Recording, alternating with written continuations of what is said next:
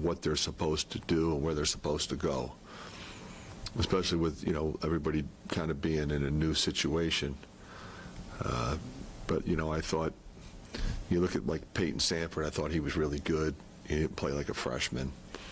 Our guys that didn't play as much last year, I thought played like veteran guys, which they should have because they were here for a year. But they, you know, were out there with, you know, with fans, and so it was different for them. So I'm overall really pleased. Joe seemed to play under control, fast but under control. Yeah, he just, you know, he impacts the game in so many different ways. He's probably had a couple turnovers he'd like to have back, but he's really, I think, been really cognizant of that, not forcing anything. And that's a tough spot to be in sometimes because we want him to be aggressive. I mean, that's what makes him special. But then, you know, there's times when, you know, you might have a turnover or two that, you know, you'd like to have back. But I think he's really playing with a maturity that that we knew he could get to, and we're happy for him. Fran, you talked about all the guys in different roles. I mean, especially on the defensive end, communication can be such a, you know, a big deal when it comes to new guys and new roles. But it seems like they were really attacking it defensively over the first couple. Yeah, I think they're really, like, you're right. When you talk about communication, that means there's 5 guys that are together, that they're, you know, whether it's ball screen action or action on one side of the floor versus another, or whether it's in transition, and you're trying to put it together. You have to look out for each other. You have to play together. You know, it's not, yeah, I think a lot of people have the misconception, I'm guarding my man. You know, we're guarding them. And we have to be together. And if we're switching, we're switching. If we're not, we're not. If we're fighting over, you know, are we pressing? Well, then we've got to be in the right place. Are we trapping? Then we've got to rotate. Because if there's 2-on-1, then there's 4-on-3. So you got to rotate, and you got to close out correctly, and the other guy has to know that his teammate is going to be where he's supposed to be, or else they're reluctant to go where they're supposed to go. So it's all connected. We always talk about being connected defensively, and that's what it means. I watched some of these games this weekend. Some of these teams are completely revamped. I mean, the rosters and some of the ranked teams too. How much easier, I mean, you have one new player that you're breaking in, but how much easier is it stability-wise, just being familiar with your roster? Well, you know, I think about, you know, you think about the team we're playing tomorrow, that's a team with winning DNA. It's really hard to do what Lavelle has done there. Multiple championships, multiple NCAA tournament appearances. Yet he's got nine transfers, you know, and only a couple of guys back. We played him a year ago, and that's the world we live in. We talked about it.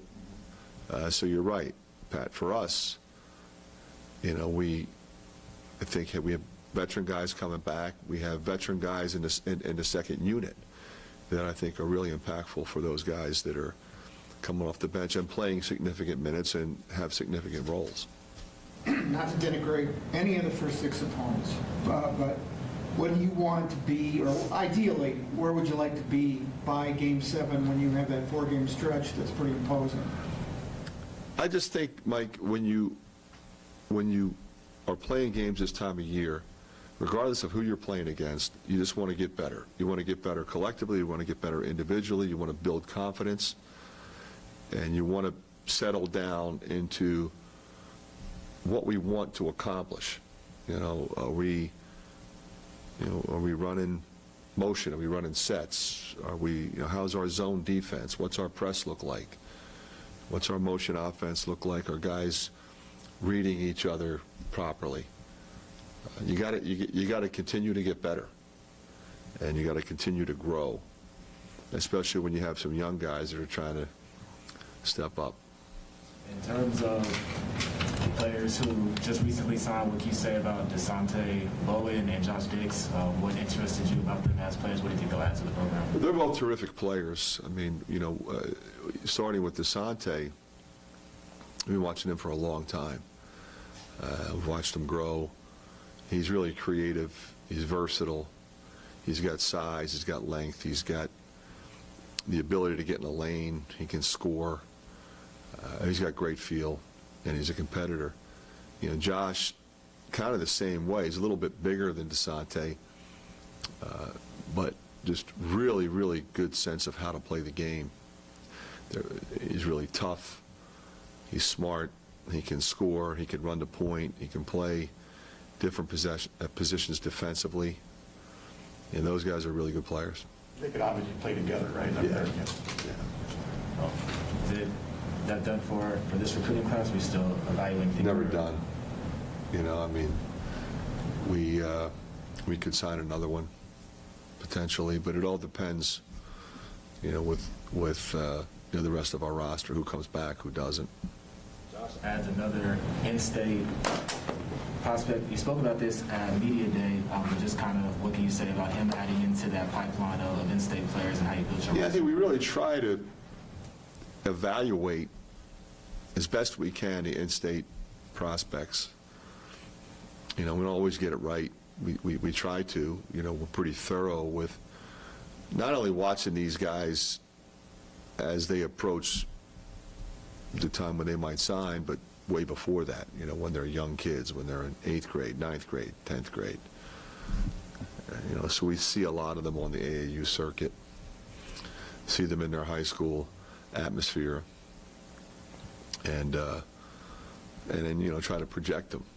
Because sometimes they're not ready when they're in 9th grade or 10th grade, but they are when they're, you know, in 12th grade. So, you know, I think our staff understands that we want to make sure that we know all these guys and we evaluate them properly. We develop relationships with them, invite them on campus as youngsters, and you know, do they fit, you know, our style of play? Do they fit a need that we have?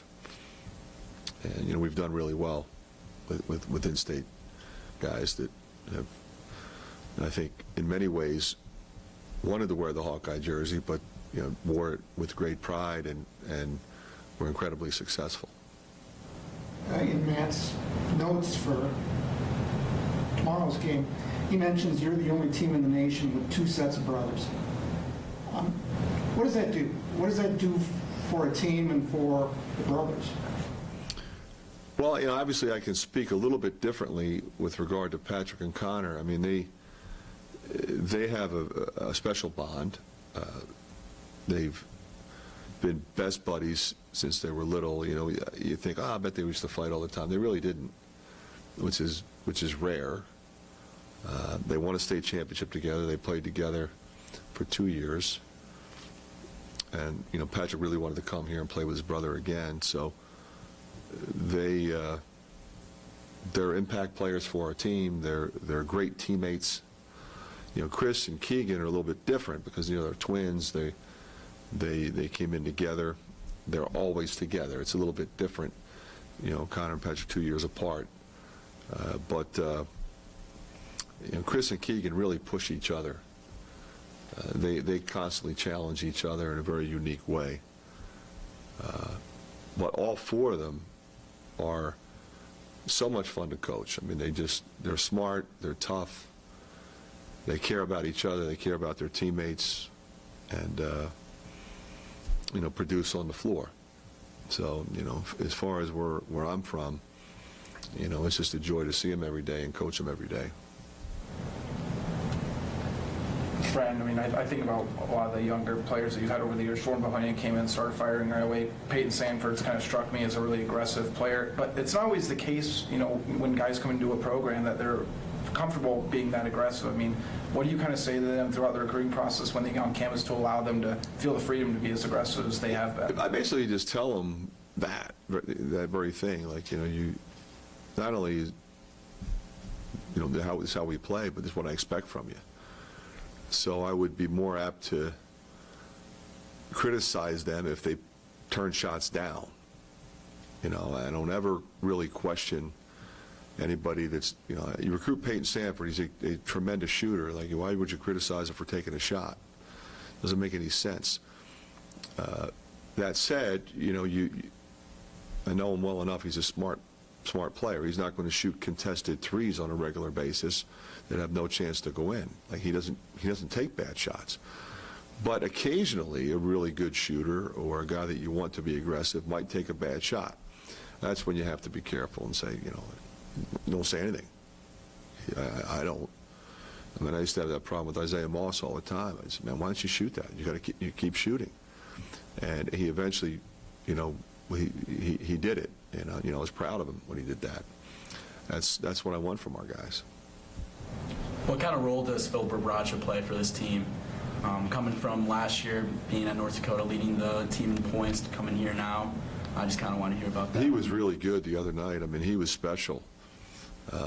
He provides a veteran guy with the ability to play with physicality. He's skilled. He's got a variety of skills that really manifest themselves in different ways, because he can dribble it, he can shoot it, he can score inside, he gives it up easy. But he really guards ball screens well. He slides his feet, and I think you're seeing him just continue to improve game after game. Okay. Thanks, guys. Thanks, Fran. Players next.